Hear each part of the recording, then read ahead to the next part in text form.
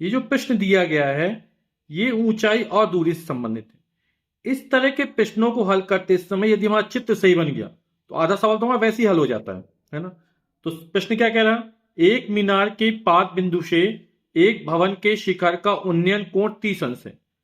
तो मीनार के पाद बिंदु से भवन को देखते हैं, वो 30 अंश का कोण बनाता है, और भवन के पाद बिंदु से मीनार के शिखर का उन्नयन कोण 60 अंश है। तो ये उन्नयन कोण ज्यादा बन रहा है, यानी मीनार की ऊंचाई ज्यादा है भवन की ऊंचाई की अपेक्षा, है ना। क्योंकि भवन को देखने पर 30 अंश का कोण बन रहा है और मीनार को देखने पर 60 अंश का कोण बन रहा है। यदि मीनार की ऊंचाई 50 मीटर हो, यदि मीनार 50 मीटर ऊंची हो तो भवन की ऊंचाई ज्ञात कीजिए।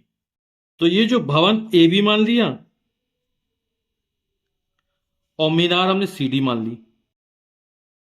अब प्रश्न क्या कह रहा, मीनार के पाद बिंदु से, ये मीनार का पाद बिंदु है, यहां से भवन के शिखर का जो उन्नयन कोण बन रहा है वो 30 अंश का बन रहा है। तो ये उन्नयन कोण बना दिया हमने। ये जो कोण बना वो कितने अंश का बना, 30 अंश का बना। जब यहां से ऊपर की तरफ देखते तब उन्नयन कोण बनेगा। तो इसके पाद बिंदु से इसके शिखर का उन्नयन कोण कितना है, 30 अंश है। अब भवन के पाद बिंदु से मीनार के शिखर का उन्नयन कोण 60 अंश है। तो जब यहां से देख रहे हैं तो ये वाला जो कोण बन रहा है वो 60 अंश का बन रहा है। मीनार की ऊंचाई हमको 50 मीटर दी गई है और इस भवन की ऊंचाई हमको ज्ञात करना है, तो भवन की ऊंचाई हमने h मीटर मान ली। तो भवन ए बी की ऊंचाई h मीटर मान ली, है ना। तो ये हमको ऊंचाई दी गई मीनार की, है ना।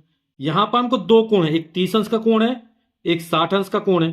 तो एक बार 30 अंश वाला त्रिभुज ले लेंगे, एक बार 60 अंश वाला त्रिभुज ले लेंगे, है ना।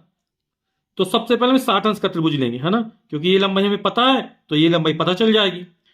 तो समकोण त्रिभुज सी डी बी में या बी डी सी में, तो इस वाले कोण में ये कोण 60 अंश है, कोण के सामने ये लंब है जिस पर कोण बन रहा ये आधार है, तो हम यूज कर लेंगे 1060, और 1060 बना क्या, और लंब बटे आधार हो जाएगा।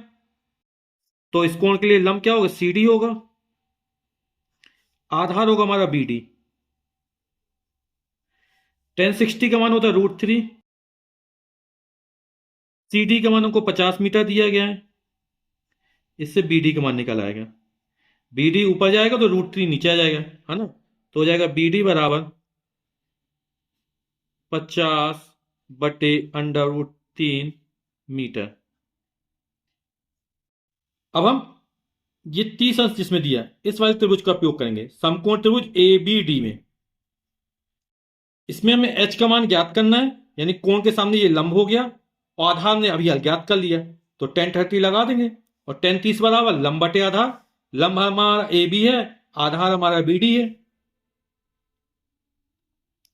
तो 1030 डिग्री बराबर इस कोण के लंब ए बी बटे आधार बी डी। 1030 का मान 1/√3, ए बी का मान स्मॉल h मीटर, और बी डी का मान अभी हमने ज्ञात किया 50/√3 मीटर। तो h का मान निकाल 50/3 ऊपर जाएगा, तो स्मॉल h बराबर हो जाएगा 50/√3 फिर बटे √3।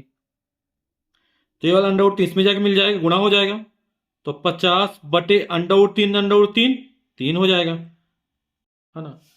तो 16 3 48 49 50 2 बचा रहेगा, तो 16 सही 2/3 मीटर।